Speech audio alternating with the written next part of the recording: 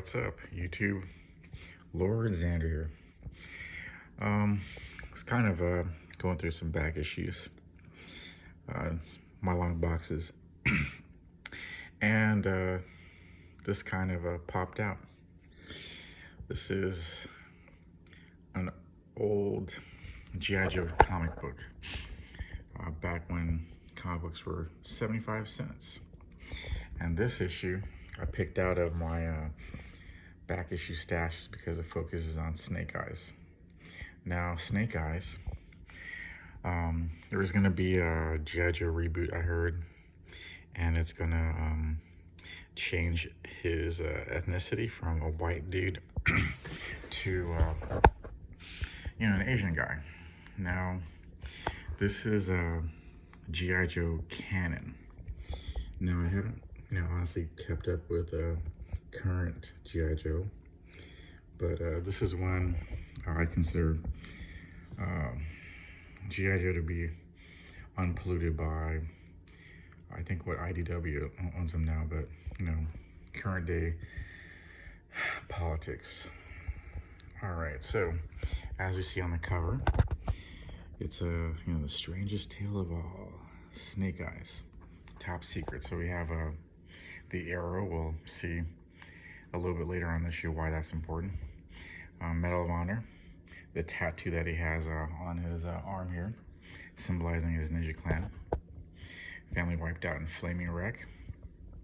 A picture of his sister.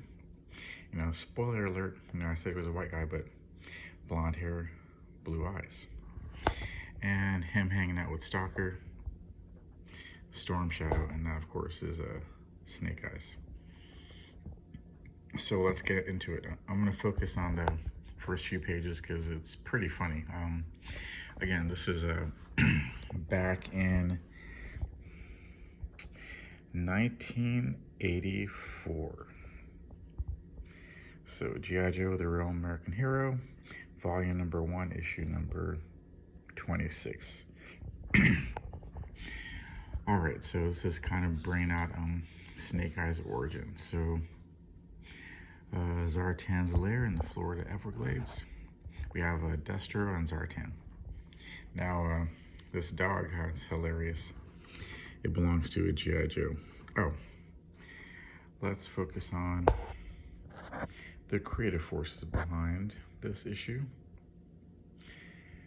Okay, so some people that I miss. Editor-in-Chief Jim Shooter. God, I wish he was running Marvel now in terms of editor-in-chief. We wouldn't have half the BS that we have out now. But anyways,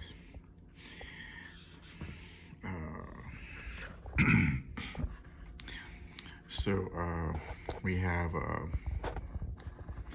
Junkyard, and I forget who this dude's name is. He's like a specialist with detecting explosives and stuff, and then SEAL team dude. Okay, then we have Baron Zemo, or not Baron Zemo, Baroness, Cobra Commander. So back in Spanish Harlem, focus on a young, I guess you could say he's African American or maybe Hispanic male, young, walking into a convenience store. Yes, how can I help you? Says the store clerk behind thing. You see this guy in reading a paper, just hanging out. He goes, all right, yeah, you can empty your cash register and make it fast, or you can make my day. Then sarcastically, I guess, he goes, oh my goodness gracious me, this is a robbery. Am I being threatened with unwanted violence from a feral youth? You're asking for trouble, man, and look who that is back there. Our boy Snake Eyes. Alright, so, no, what is you're asking for trouble? You are aware that the Colt 45 pistol is completely incapable of operating while the safety is engaged. Yeah? Well, now it's off, so... So, with the safety off, I can jack the slide back like so, eject the round in the chamber and preventing the next round from being stripped off the magazine. Click so. I happen to like empty pistols. I'll buy it from you for $50. What do you say?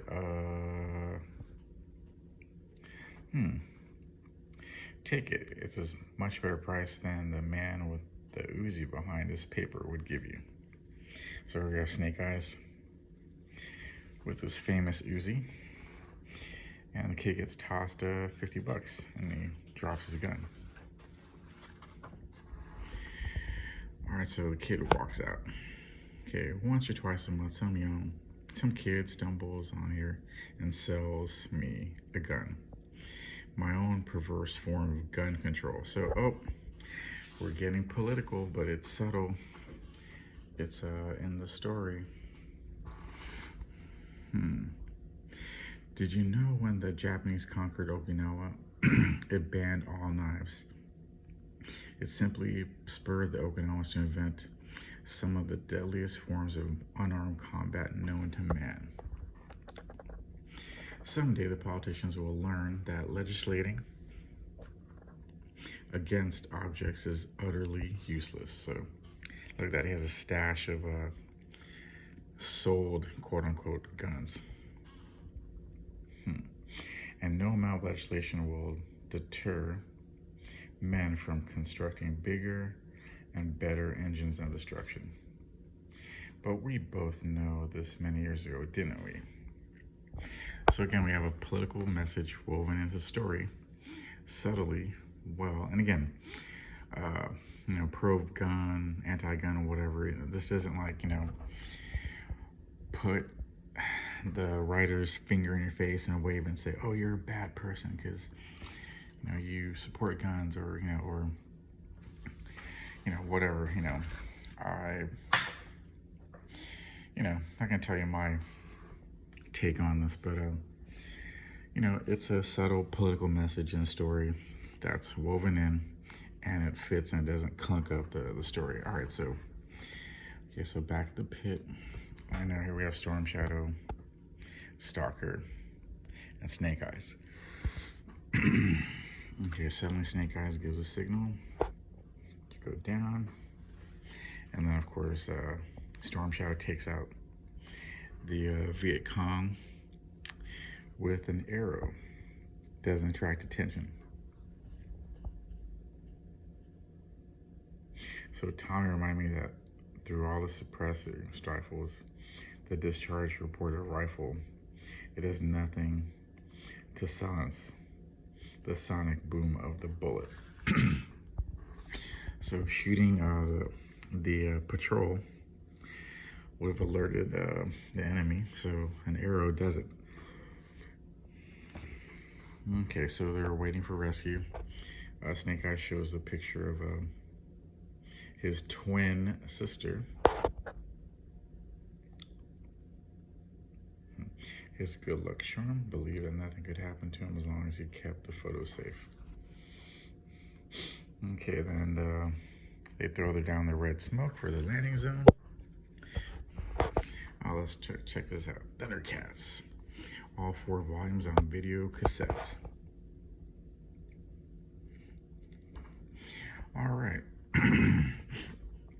Marvel Supermart. So here they have places where you can get back issues.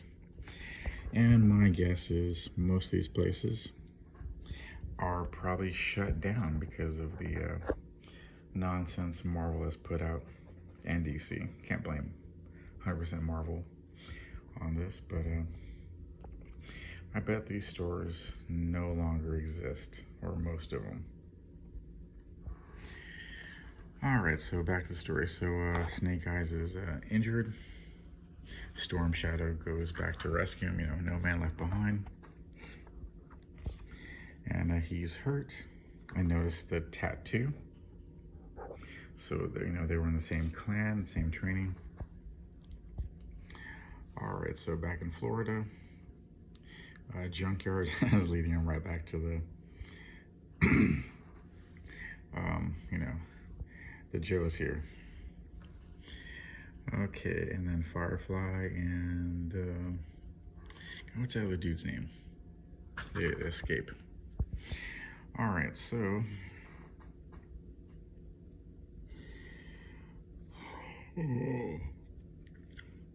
here we go. We have you know, decorations, Medal of Honor, uh, Snapshot with his twin sister, and of course Snake Eyes. Doesn't take off his mask or try to talk. I noticed that Snake Eyes was always alone at the airport. And then he received a really horrible report that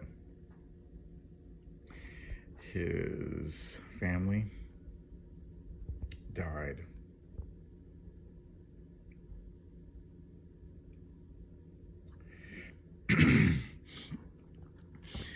Okay, and then there's the arrow. So let's kind of skip through pages here. So copyright gods. Dun dun dun. East Coast Comics. I wonder if this place is still open or not. I doubt it. But they would have a listing of all their back issues. Let's look at that. Batman 280, 50 cents. Annual special $1. So wow, they don't have these prices on comic books anywhere. All right, so they're talking to the Softmaster, and of course, notice the tattoos. Storm Shadow has us learn this special technique of shooting arrow. That's probably Snake Eyes. And of course, we know about the assassination of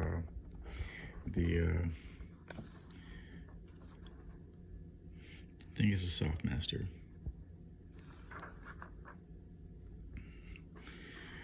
All right. So of course, Snake Eyes is upset, but they know the arrow and they believe Storm Shadow did it. Oh, so let's look over here. Stan Lee, rest in peace. We missed him. We will miss him. So Stan's soapbox before he got corrupted by the current day political stuff. But anyways, all right. So we got a checklist here. So again, look at these titles. And these are like the titles for little kids, Misty, Thundercats, Heathcliff, Top Dog. I mean, look, there's, I don't know, not that many titles out there, in limited series, the Eternals.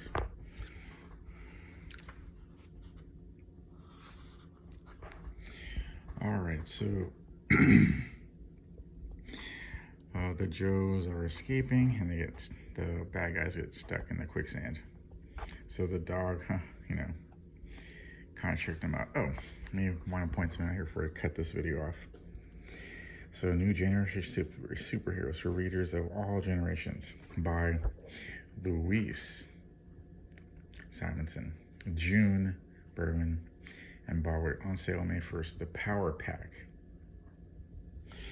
And I don't know if you guys seen President Power Pack, but they pretty much SJW'd the whole group. And they made them adults. But alright. So fight the price increases. So 65 cents per issue. 13 issues for $7.75. So back then on the newsstand, for a whole year, you'd pay like $10. Well, you're close to $10, $9.75. Okay, so you would save 10 cents a copy. So, to my knowledge, there's no type of discount or special for Marvel Comics. And this is April '86, I believe. This was good too. But just look at the titles. You don't have a whole bunch of titles.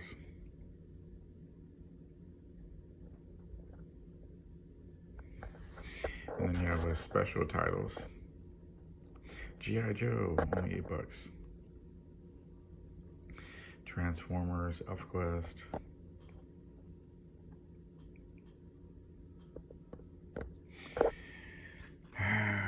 But anyways, old ad. I have most of these toys, but anyways.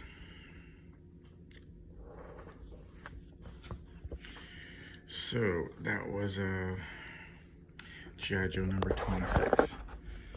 Alright, so let's see.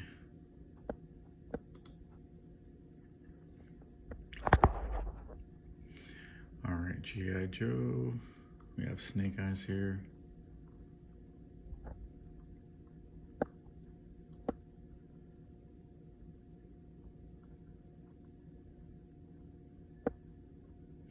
The Rise of Cobra, that was, let's just be honest, it was a terrible movie. Good fight between Snake Eyes and Storm Shadow, though. And then I got it probably issue number 27, but that's pretty funny. Before Marvel, before SJW, G.I. Joe.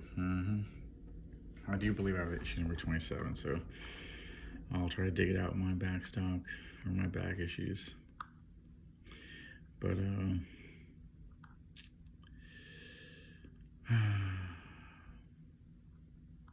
the good old days.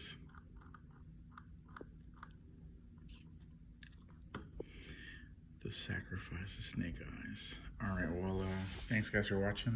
Be sure to leave a like or a dislike.